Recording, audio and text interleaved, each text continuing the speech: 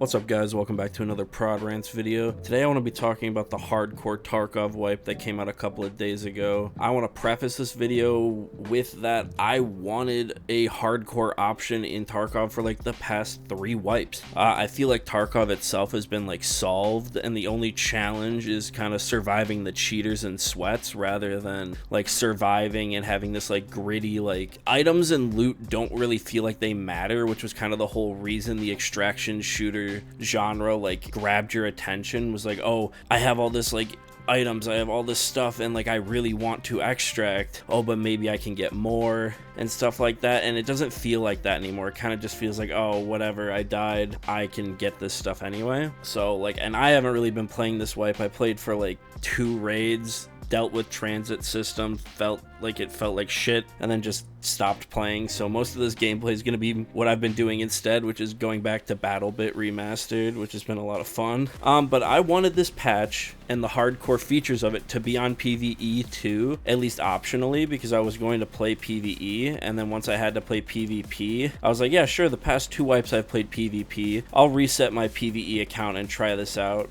And I just didn't enjoy it. I didn't even really die. It was mostly just the transit system that made me quit. But I feel like people on PvE who like reset their progress, like I reset my account like a couple of days before the wipe just to make sure that I could. People that like reset their progress for PvE should have like the wipe hardcore features, I feel like. And the people who don't reset their PvE account then don't have to deal with it. I feel like that's a fair, happy medium. I also had the impression that the hardcore aspects of the wipe were going to be opt-in even for PvP. It was based on a fucking random Twitter comment on the first like infographic that they posted about the wipe. So obviously I took it with like a grain of salt, but like I assumed he had read it somewhere it was going to be opt-in rather than forced on only PvP players. But I am starting to believe this theory that I saw on the Reddit, that was that this is an emergency wipe to test things that they wanted to potentially add to 1.0, including like forced transits and maybe like locking away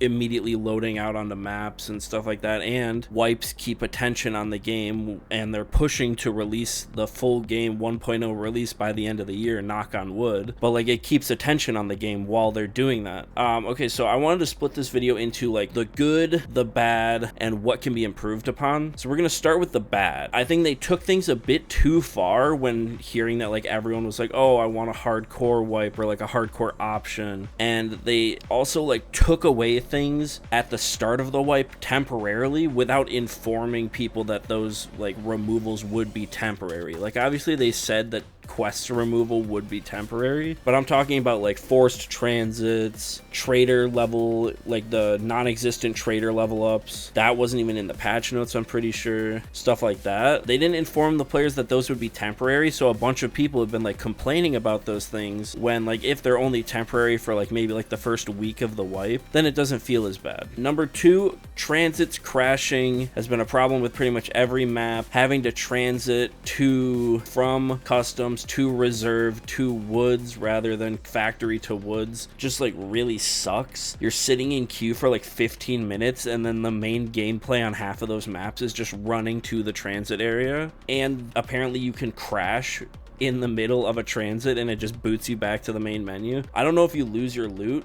It never happened to me. I just didn't like having to try and transit like 4 times to get to like woods, for example, or something like that. It just felt really bad. And apparently the spawns were fucked. Like if you transited to interchange, everybody would spawn pretty much like right next to each other, and it would be just like a bloodbath at the very start of the raid. So I think the entire transit system, this is the main reason why I think the entire wipe is like a emergency like test for like these hardcore features that will be like opt-in for the 1.0 release, is that they needed, if they wanted to force transiting onto hardcore players, they needed to like test it to make sure there weren't any of these massive fuck ups that there were, as we can see now. Another one of the bads is bosses existing early. I think it can be fun. I don't think it should be 100% spawn rate. I don't think it should be as low as previous wipes where like boss spawn rates were like 5 or 10%. Bosses existing early can be fun, but the loot is is too good compared to what everyone else has, and it makes a massive, not even like skill gap, but just like a massive gap in the amount of gear that you can have if you have like a 5-man that can like just cheese bosses just by fighting them with like a bunch of really shit weapons, or if you're good enough to know how to like cheese and farm bosses with bad items alone. Just makes like a massive discrepancy in the player base. Removing quests and XP,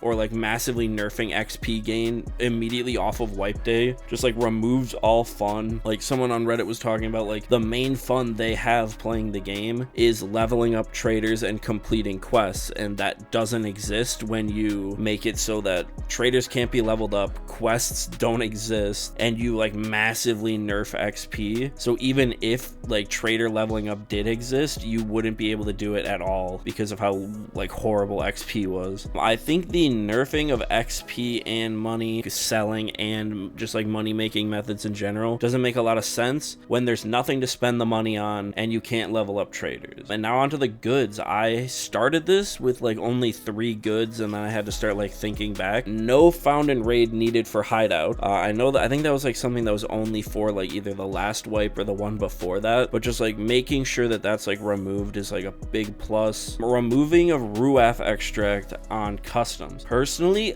this extract, like when it was time based, I felt like it was fine, but for some reason they removed the time like based aspect of it, and it was always active, and it just felt horrible. You couldn't do anything if you spawned on like the other side of the map by like Big Red. You were just kind of fucked because you had to travel like almost the entirety of the map to extract, whereas anyone coming from that half of the map by the ZBs and coming your direction, they just had to stop at Ruaf, or if they went around dorms, they could potentially take the boat. And both of them being timed made sense because it was like, oh, if the boat's not there, I'll go to Ruaf. If Ruaf and the boat aren't there, then I have to go to the next area. But there wasn't like a comparable example for the other direction, which I think was really dumb. Another plus, more quest key spawns. I believe that there was some posts that showed like 3 of them, but I think there's probably more overall. People have been saying they've been finding like marked room keys and stuff like that, even though the marked rooms are apparently empty. I'm hoping that's a glitch, so I'm not going to mention it as a bad thing. I think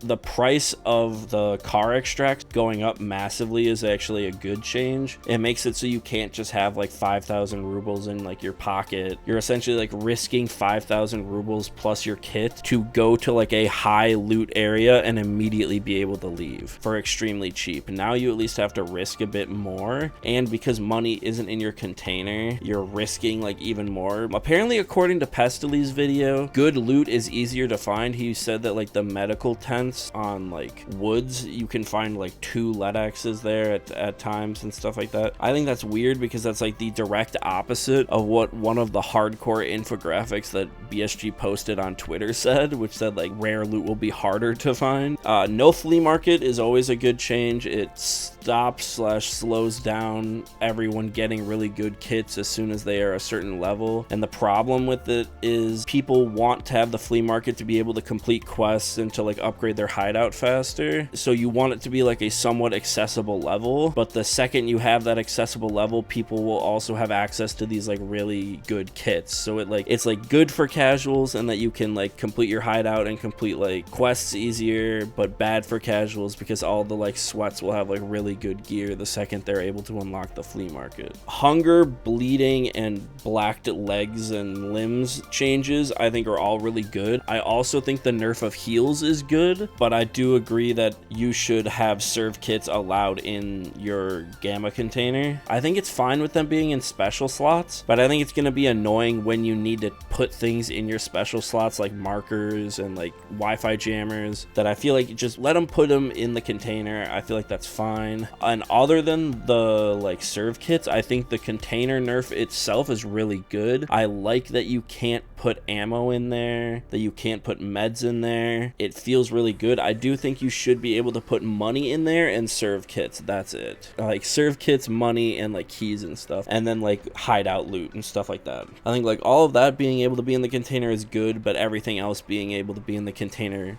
that used to be able to be in the container was bad. And then the last one is vendor and insurance prices nerf can be a good thing, but can also be improved upon. And I'll follow that up with the first point of how to improve upon the idea of like a hardcore like character option or hardcore wipe. And that is remove insurance until you reach either a certain trader level or player level, kind of similar to therapist's healing, which you don't get free healing from therapist after player level 5, or make insurance returns take longer based on what your prop or rep is. And I think vendor prices are kind of fine. I don't really understand the whole nerfing of like buying stuff from vendors being more expensive, because most of the stuff you buy from vendors is bad anyway. I feel like vendor buy prices could have stayed the same, but nerfing vendor sell prices just makes money more valuable, which I think is a good thing in a hardcore wipe. The next thing I would do is, this is mainly for like a 1.0 release, not a like forced hardcore wipe like this one, would be people who opt into hardcore for their character get all of their starting equipment removed from their stash except for a starting loadout, money, and food. And then if they dislike that and want it more difficult, they can delete those things themselves. But I think it makes sense to start a hardcore character out as if they are a private military contractor who is trapped there. So they should have some money, they potentially should have some food, and they should at least have the clothes on their back and the gear they had on them when they were trapped. So that should be like, you know, one weapon, one pistol, armor, a rig, and a backpack maybe. And then you have a little bit of food, a little bit of money.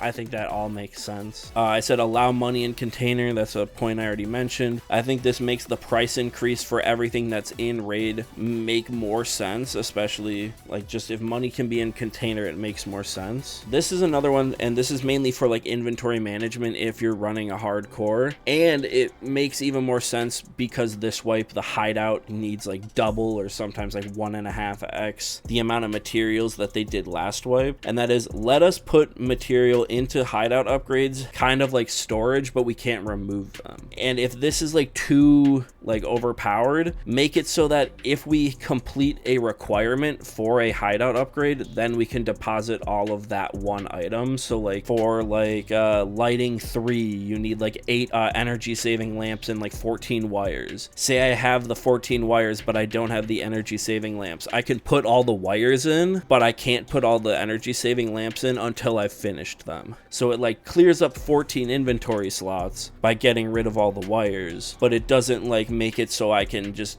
constantly put in one wire at a time until it's complete. I think that's like a fair kind of middle ground between like storing items in hideout upgrades versus the other way around. And then I wanted to talk about Deadly Slob's video about this. He made some points that I actually really enjoy and some that I had also thought of but like a little bit differently. So he brings up using like the maps from Therapist as like labs cards as like a way to have access to a location immediately. So like if you buy like a reserve map or an interchange map, you can use that as like a one use, or you know, however many uses you want, ticket to go to interchange. And this could be a way to like fix the whole transit spawn issue, because everyone who's going to interchange had to transit to it, so it can only go to the few spawns that transiting allows rather than just any spawn on the map. I personally had it as a similar way. He also says to use topological maps as like a any location use card. My thought process for this was that maps from Therapist give you the starting location like either automatically and just make them like really expensive, or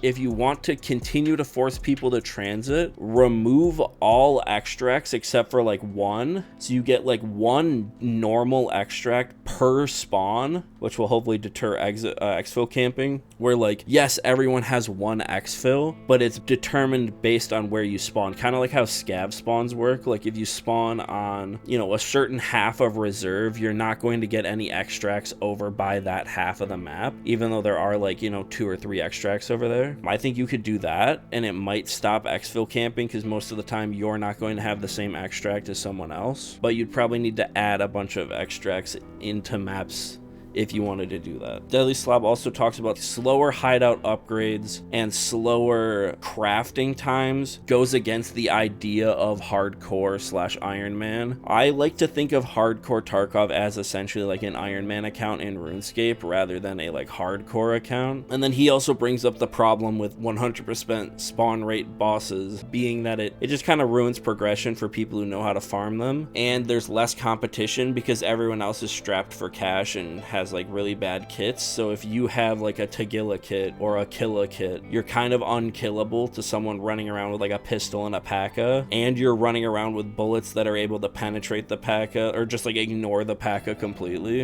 All right, and then I wanted to talk about some Reddit posts. So there was one that talked about how most of your kits, because they're budget and you have to buy them from traders, is only going to have like around like 27 slots or like 25 to like 28 slots. And he talked about how it's like impossible to reimburse the price of your kit in like 1 or 2 runs because the value of items that fill up those 28 slots isn't worth it. Personally, I think that's fine because I don't think you should be able to reimburse an entire kit based on surviving like 1 or 2 runs. I liked the idea that another Redditor brought up that if you want to keep bosses spawning at 100%, which I think can be fair, it kind of gives this like fear factor of loading into factory knowing you're going to have to fight Dyalla or fight the person who's farming Dyalla, and that would be that bosses loot improves as the wipe goes on so that people aren't overpowered right away. And there's a few examples of this. So he said essentially just make them have worse armor and worse ammo, maybe like let them have the same guns and stuff. I thought, you know, you can do that as well as making it so that for Killa and Dyalla, their masks are just unlootable for like a certain set amount of time after wipe. And then also I thought of, if you want to keep bosses difficult but farmable, give them quest keys spawns in their pockets. And then the last one is the how to make the game actually hardcore post. So his idea for transiting was to add a trader that gives you quests based on transiting and like make his starting quest line to unlock every map. So you have to transition and extract from every map in the game, and then you can start spawning there on your own. Maybe either after that quest or as you go through. So like you only have to go from reserve to woods once to unlock woods as long as you extract, and then you can spawn in on woods on your own. He also had the idea of making it so that traders, I think this is something that's supposed to happen in 1.0 anyways, that traders will exist in the world, like all of them. And I think he says to give traders insanely good value barters, but only when you visit them in game, and like they have to be visitable at like high traffic areas. So his example is to have a trade of 10 cans of Tashanka for a thermal scope from Jaeger, but you have to trade with him at the sawmill on woods out in the open.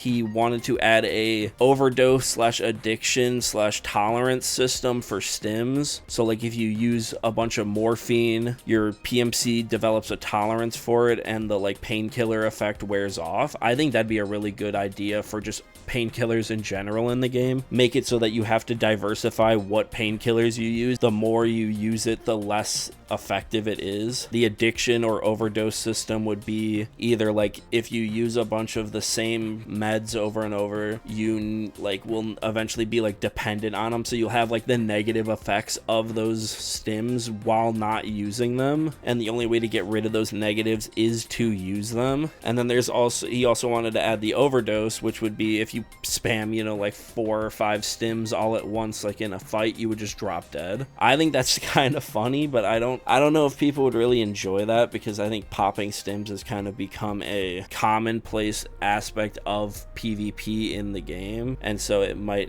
people might not really enjoy that. Some random events that he wants to add would be 100% boss spawn rates instead of having them there all the time. Raiders take over, so on a certain map, scavs will be replaced by raiders, like every scav spawn, and then like random traders going into hiding and being unavailable for a day or 2. Just like he essentially has ideas to make the game slower or make the game have more like give and take, more like risk for reward. Another thing that I think Deadly Slob talked about was that like hideout crafting shouldn't be slower. I also think that traders should have more like value barters, not just like in the world like the Reddit post is talking about, but just in general. Like the entire point of Iron Man is that you should be doing everything yourself, and in this game barters with traders and hideout crafting are like the only way to like make or do things yourself. You can't like, I mean, you can like grind for stuff on your own, but like there aren't like set spawns for a lot of these like items. So like it's either grinding the items to trade for a like Tarkon office key from Therapist, or just grinding jackets over and over for a random chance to find it, instead of like trying to go to a set key spawn over and over trying to find it. Like there being like an area that has like a, I don't know,